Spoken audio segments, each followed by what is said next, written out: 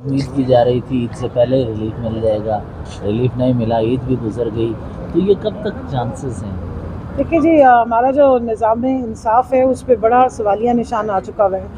और क्यों आया है वो इसी कोर्ट के जहाँ हम खड़े हुए हैं, इस्लामाबाद हाई कोर्ट के 6 जजेस ने एक लेटर भी लिखा है और वो ख़ुद भी इंसाफ के मुतलाशी हैं। तो हम तो दुआ गो अल्लाह करे हमारे जो इंसाफ देने वाले हैं उनको भी इंसाफ मिले। और खान साहब के जितने भी केसेस हैं वो बिल्कुल बेमानी हैं, बिल्कुल वो सियासी एक इंतकाम का निशाना बनाने के लिए इस तरह के केसेस बनाए गए। रोज़ाना 2-2, 3-3 दर्जन के हिसाब से FIR काटी गई। और अब आपने अंदाज़ा लगाया होगा कि वो बिल्कुल बेकार केसेस। अब तो जो केस बनाने वाले थे उन्होंने भी आके कह दिया है राना सनाउल्लाह ने कि अगर फ्री एंड फेयर ट्रायल होगा तो ये केसेस फ़ौरन ख़त्म हो जाएंगे और खान साहब बाहर आ जाएंगे। लेकिन अभी तक मुझे लगता है कि उनसे जो जिनको शौक़ है कि उनको अंदर रखा जाए, उन्होंने ईद से पहले भी ये केसेस कंक्लूड नहीं हुए और ईद वाले दिन उनको नमाज भी पढ़ने नहीं दी गई है। तो मैं तो पहले ही कह रही थी कि इस्लामी और जमहूरिया का जो लफ्ज़ शुरू में आता है पाकिस्तान से पहले, उसको कहते हुए ज़रा थोड़ी दिल में ना अब एक कसक सी उठती है कि ना इस्लामिया फ़ॉलो किया जा रहा है, ना जमहूरियत फ़ॉलो की जा रही है, और जो जमहूर की आवाज़ है उसको भी दबाया जा रहा है। हाँ, ये इतनी बड़े माशाल्लाह खूबसूरत जो हमारे कोर्ट्स बने, अल्लाह करे यहाँ पर निज़ाम भी उसी तरह ही खूबसूरती के साथ, सफाई के साथ मिले जिस निज़ाम का हुक्म हमारे दीन में है, हमारे नबी ने दिया और हमारे तमाम असहाबा कराम ने जिसकी एक मिसाल कायम की थी। कौंसलर साहब, आज कोई आपको या तहरीक इंसाफ को पछतावा है कि जनरल फैज़ और कमर जावेद बाजवा बहुत ज़्यादा पैरवी करते थे, आप उनके बड़े गुण गाते थे, लेकिन आज आप समझते हैं कि तहरीक इंसाफ के साथ जो हुआ है उसके जिम्मेदार वही हैं? और देखिए, हमें पछतावे उस वक्त होते अगर हमने आइन की हदूद और क़यूद से बाहर निकल के, और जिस तरह हमारे वो भाई मोहतरम है ना सियालकोट वाले, सियालकोटी भाइयों की तरह फ़ोन कर के उनसे सीटें मांगी होती।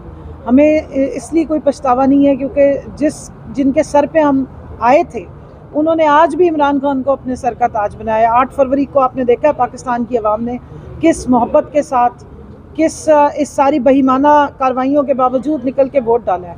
और मैं समझती हूँ कि पछतावे उनको होने चाहिए जिनके लोग अब आके जावेद लतीफ़ की तरह के लोग बयान दे रहे हैं कि जो डीलें करके आए, गेट नंबर 4 से लटक कर आए, जिनको बायोमेट्रिक की मशीनें जो हैं वो एयरपोर्ट्स पे पहुंचाई गई, लेकिन अब वो फिर दोबारा इनकलाबी बनने के लिए वोट को इज़्ज़त दो की तरह का कोई नारा ढूंढने की कोशिश कर रही हैं।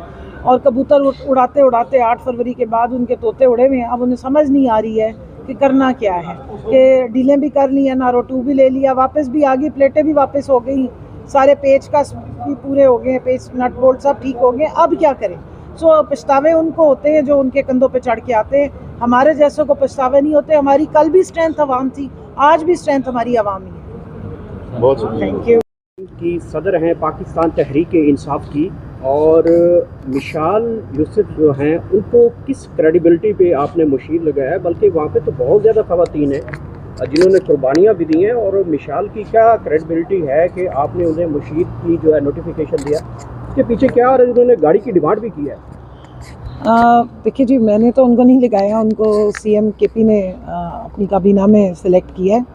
और गाड़ी की जहाँ तक समरी भेजना है, मैं समझती हूँ कि ये PTI के जो नज़रियाती लोग हैं इस तरह के काम नहीं करते।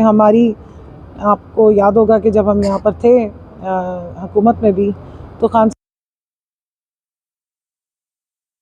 किस्म की इस पे नज़र रखी थी और इस चीज़ को डिस्करेज किया था। तो मैं पैगाम दूंगी उनको भी कि हमारा जो PTI का नज़रिया है वो एक सादगी का नज़रिया है। दूसरा ये कि अभी ख़जाना खाली करने वाले बैठे हुए हैं, वो ख़जाना निचोड़ रहे हैं, तो हमने उनसे फ़र्क हमेशा लाइन अपनाई है। हम आवाम की आवाज़ है। आवाम ने इमरान खान को वोट दिया है जिसके नतीजे में ये हुकूमत आई है, और इमरान खान का नज़रिया ये पाकिस्तान है, पाकिस्तान की गरीब आवाम है। उनकी खिदमत खातिर करने के बाद अगर कोई बंदा इस काबिल हो जाए कि वो गाड़ी की डिमांड करे तो फिर अच्छा लगता है। अभी ये इन चीज़ों का टाइम नहीं है। अच्छा बताइएगा, समाज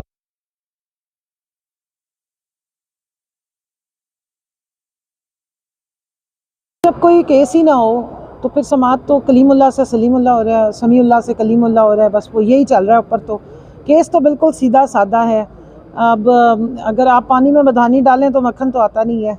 तो इस वक्त पानी में मधानी डली हुई है, देखते हैं कितनी दिन चलती है और कितने दिनों के बाद जो है वो कोशिश करते हैं कि इसमें से हमें फ़ैसला जल्दी मिल जाए।